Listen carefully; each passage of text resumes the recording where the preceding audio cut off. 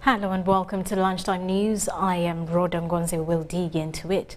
A Member of Parliament for Otuke County, Paul Omara, has distanced himself from the list that was published in the media, where he was included as one of the politicians who received iron sheets that were meant to go to the people of Karamoja.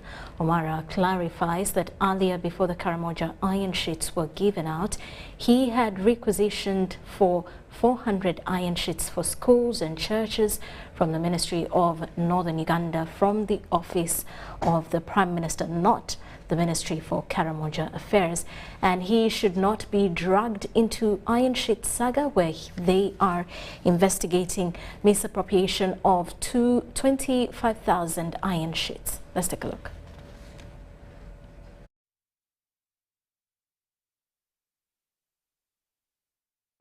Sometime last year, I applied for iron sheets for some of the schools and churches in Otuke constituency.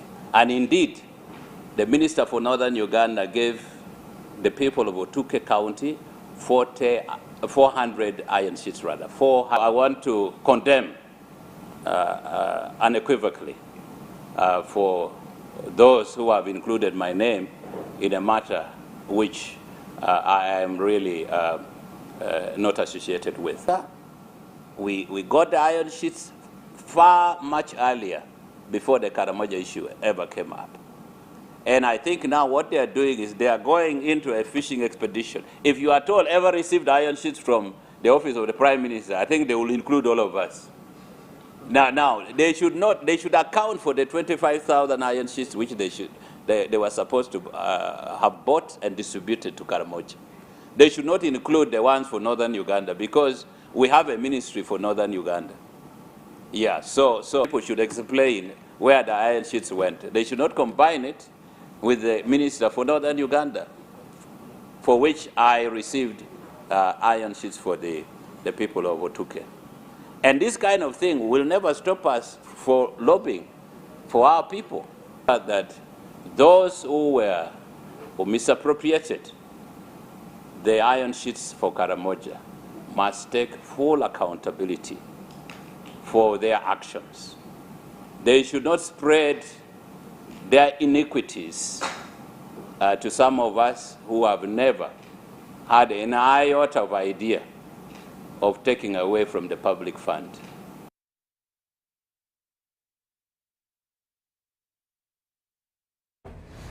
Meanwhile, residents of Biwolobo village in the Antonde district want government to provide tap water system in the area to solve scarcity.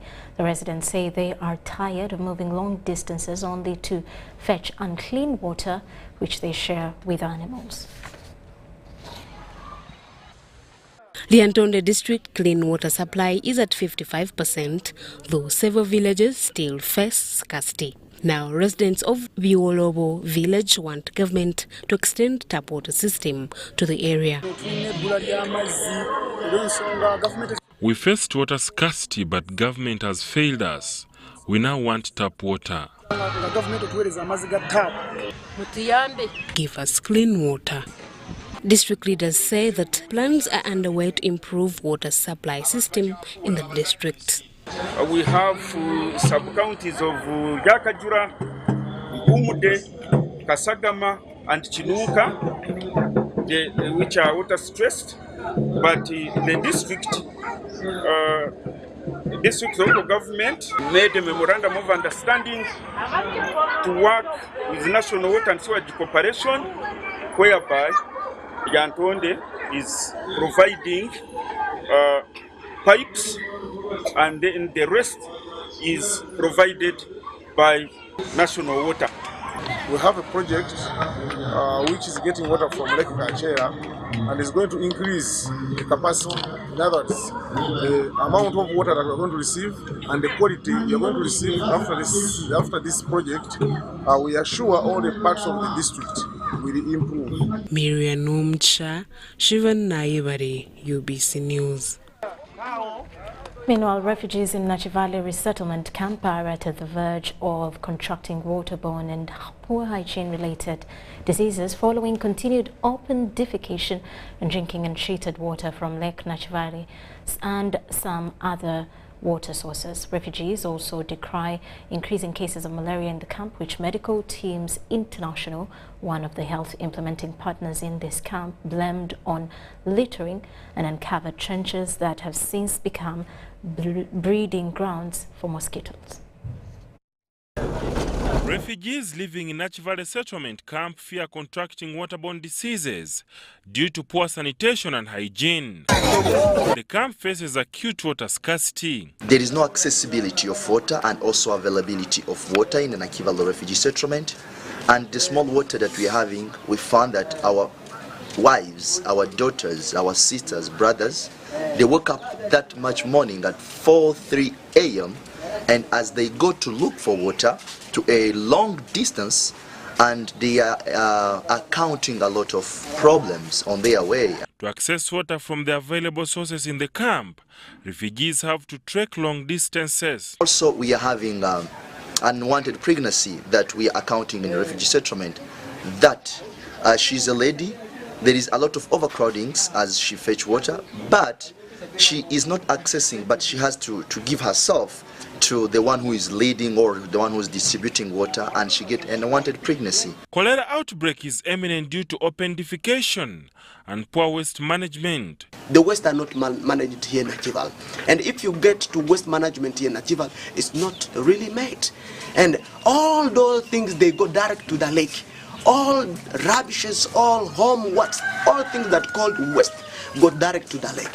And that is how we believe, I am thinking in the future, how will be the situation. In addition to that, you realize that when the surface water is contaminated, that predisposes the communities that live around it to diarrheal diseases. The local-based organization Yaren Africa undertaking own initiatives to solicit money to procure tanks and contract boreholes to avert disease outbreak. If we raise up a fund that can implement at least per base camp one borehole with powered solar system, this could really help much.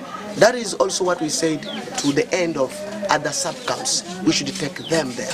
That is where we fit to come to this dialogue. Nachi Valley Refugee Resettlement Camp is surrounded by Lake Nachi Valley, where refugees draw unsafe water from human consumption. The camp currently hosts an estimated 140,000 refugees from 12 countries. Now, the Ministry of Local Government, through local economic support projects, has commissioned 290 billion Uganda shilling livestock fresh market and piped water projects that's in Kumi and Chibuku districts. Local Government Minister Raphael Majezi commended government for this and cautioned, that's for extending services to the local communities, and cautioned the contractors against shoddy works. Kumi district benefited from the livestock market to be constructed at Agule and a piped water project at Kanapa sub-counties. The Agule cattle market to now officially launch its construction. There we are.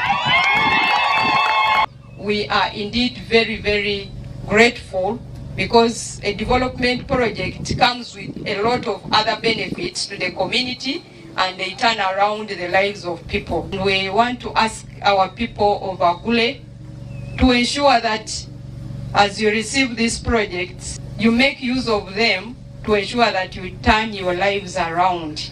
While commissioning the two projects, Ahamada Washiki, Kumi Resident District Commissioner, who represented the Minister of Local Government, cautioned the contractors to stick to the Building Control Act. You should strictly adhere to the building construction standards as stipulated in the Building Control Act as well as the Water Act. Put in place the required safety measures for both the workers and the communities as you execute the works. The site should be hoarded to increase safety of workers and community as well as security of the equipment.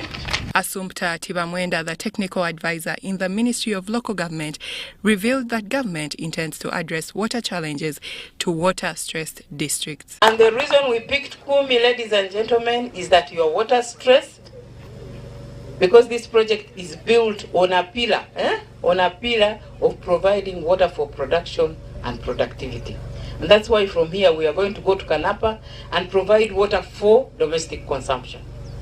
We are also going to do, Chairman and Honorable Minister, we are also going to do Kajamaka. Eva Kwesiga, the Resident District Commissioner Chibuku, who officiated the commissioning of the livestock and a market shed in Chibuku District, expressed hope for improved household incomes of the locals. We have been labeled as the second poorest district in Uganda, and the president heard our cry.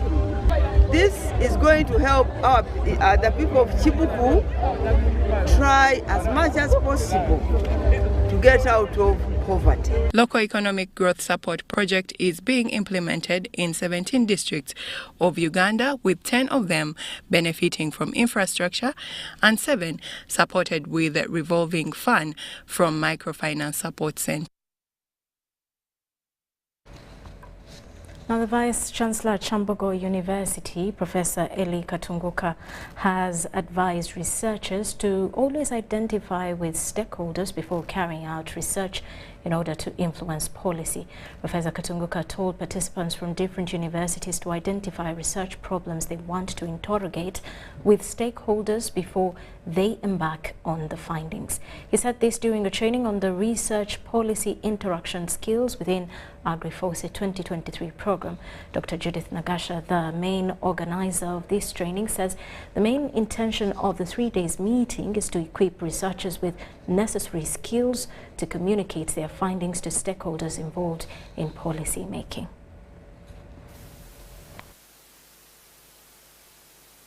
About the type of research that researchers need to do so that the research can be impactful. Talking about the impact of the research. Because not every research can end into policy. So the research the researchers do must be properly identified. The problem that they are investigating must be properly identified with the stakeholders' involvement. Because then when you deal with the stakeholders, you identify their problems. And then when you do your research and come up with findings, you go back to them and communicate what you found. And if it is a problem of national importance, the politicians should also be interested. When you're talking about issues that can be solved by policy development, then the politicians should be involved, should be interested as well. So I made 2 points. One, not every research ends up into policy. For policy research or research to end up into policy, the problem must be properly identified and the stakeholders involved in shaping that problem so that you know it is, once you come up with the research findings, then the stakeholders together with the politicians will make the policy to address that problem. Are our politicians interested in policy making? Are they interested in making policy? How are policies made in this country? They're made by planners without relying on research evidence. And that makes their implementation sometimes difficult. Because I can say this, our parliamentarians are interested more in elections and re-elections, and whatever you're going to do should be adding value to them so that they can convince their constituents to come back next round.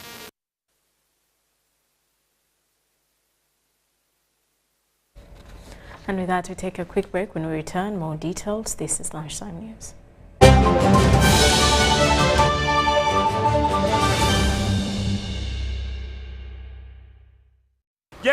Jerry Khan! Jerry Jerry Khan. Hey, Master Blaster. Touch him, man. Bang Jerry Khan with muscle. Those ones who say go for you only.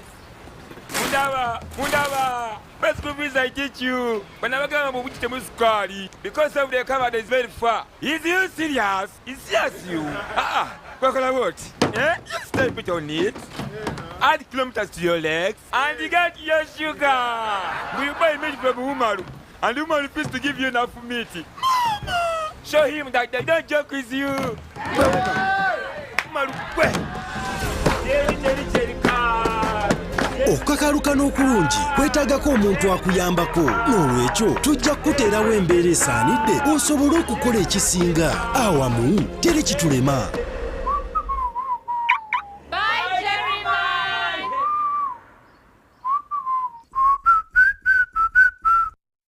This isn't just a girl. She is the future. This is a teacher, a doctor, a community leader, our future president. She is the future of Uganda. And as a policy maker, the policies I enact today will protect her from child marriage and teenage pregnancy.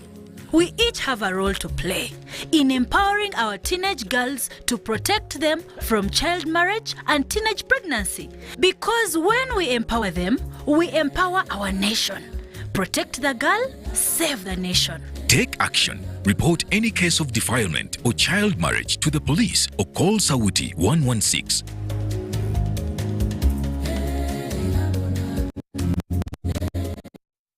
10 years of supporting health in Uganda. This year, the Kabaka Birthday Run will mark its 10-year anniversary on Sunday, 16th April at Lubidi, starting 7 a.m. and continue the fight to end AIDS by 2030. Buy your running kit today at 20,000 shillings from Airtel shops, Benchuanuka, Fubani, New Taxi Pack, or Majestic Brands office in Bulange Mango. You can also pay using Airtel Money. Dial *185 *5 hash. Kits purchased using Airtel Money shall be picked from Airtel Wampe or Shop. Proudly sponsored by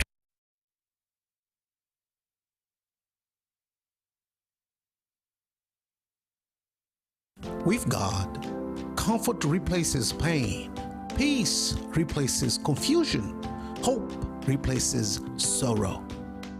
God loves you and knows you personally. He hears you and speaks to you in your thoughts, in your heart, and through living prophets. Come hear the words God has for you.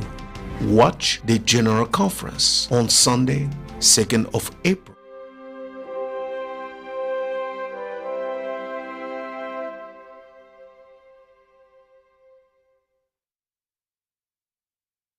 Glow as you are with the new Spark 10 series smartphone from Airtel in partnership with Tecno. Own the timelines with picture-perfect selfies using the 32-megapixel selfie camera, 256 GB storage, G88 gaming processor, and a strong battery to last the whole day. Haha! Toakana. The Spark 10 smartphone comes with free 3 GB from Airtel and 100% bonus on weekly and monthly bundles every month for 3 months, so you can stay connected to a world of possibilities.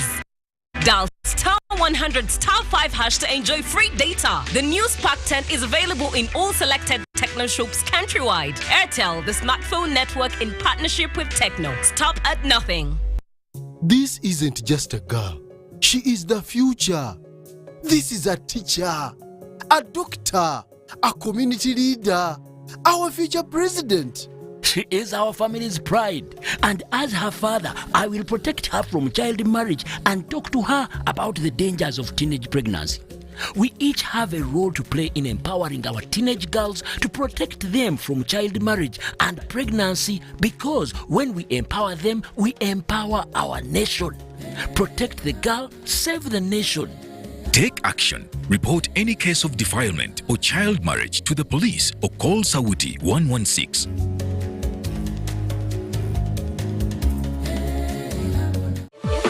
Talk with freedom. Get MTN Freedom voice bundles that don't expire. Dial *100 *21 hash or my MTN app for more bundles. Together, we're unstoppable.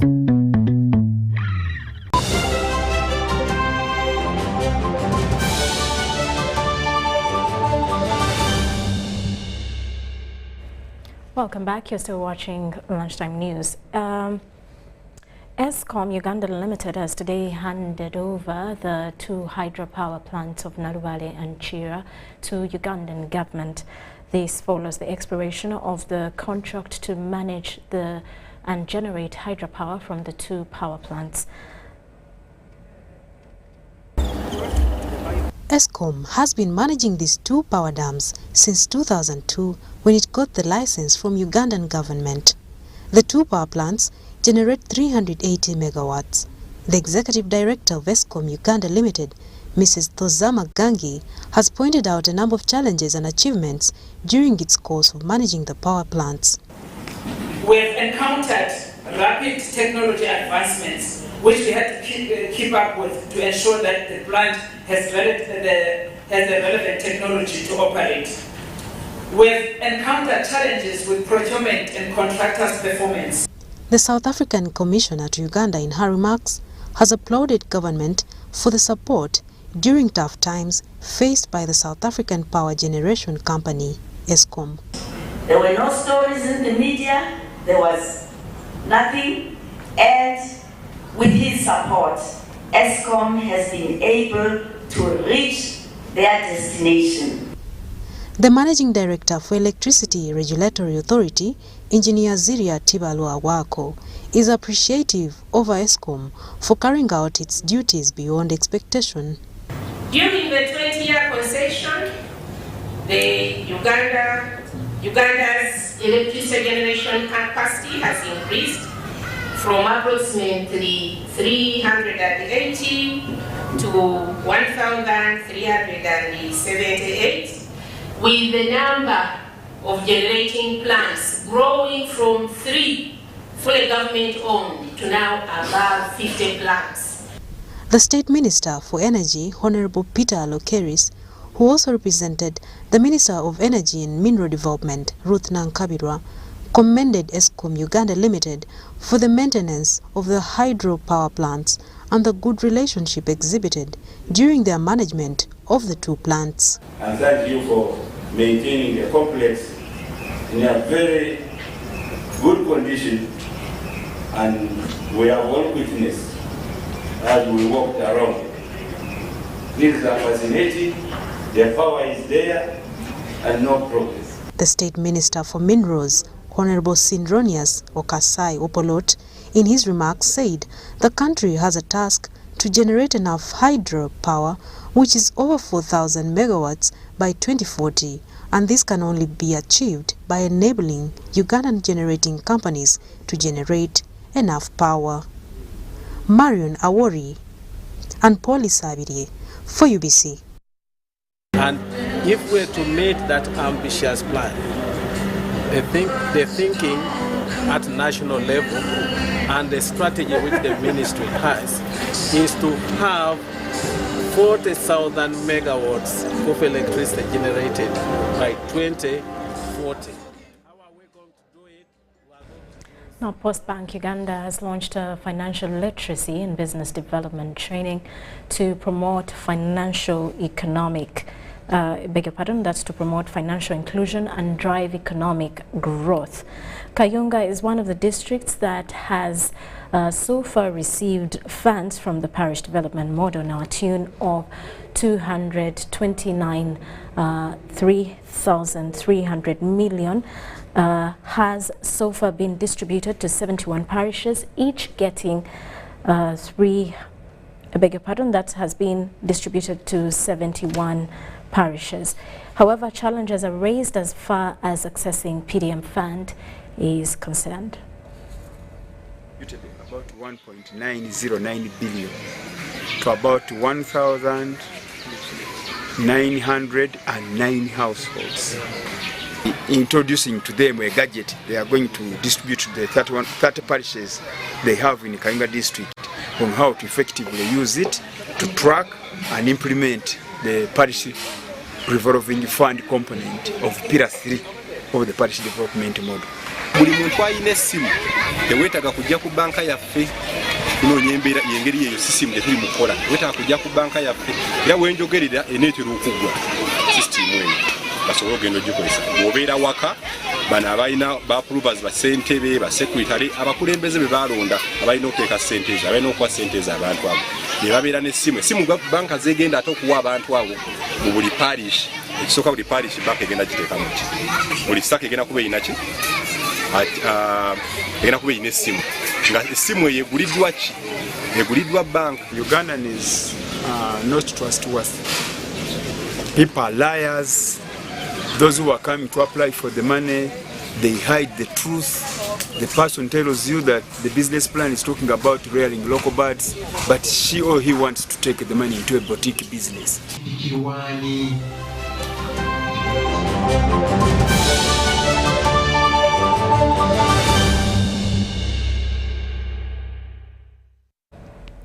And now in sports, the second edition of the Scarcity Kevi Pool Table Championships has ended at Kevi Pool Arena Nyendo, with Malda Mutebi scooping the cup after beating John Bridge Mulira 7-5 games and Ibralinda Coconut coming in the third position.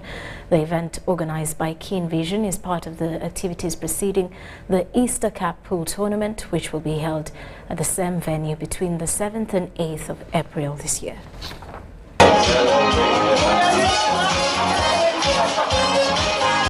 Madla Mutebi has scooped the trophy for the second edition of the Scarcity Kevi Pools Manager Championship, which has been ongoing at the Kevi Pool Arena, Nyendo, for the last 2 days.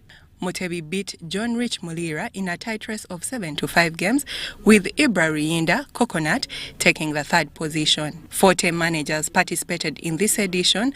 The awards were accompanied by cash prizes of 320,000 Uganda shillings, 160,000 Uganda shillings, and 80,000 Uganda shillings.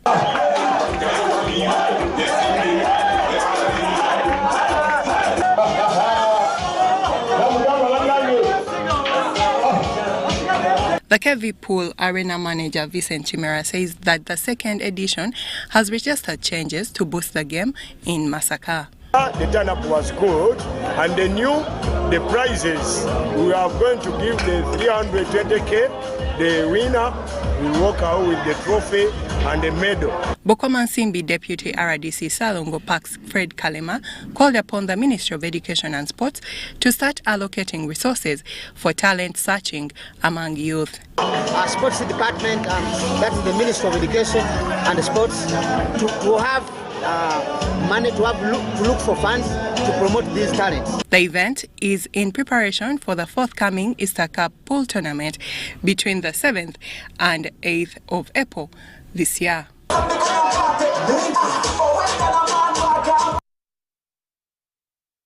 Well, that does it for Lunchtime News. To stick around for more programs, I am Rhoda Ngwanzi. Have yourselves a lovely afternoon.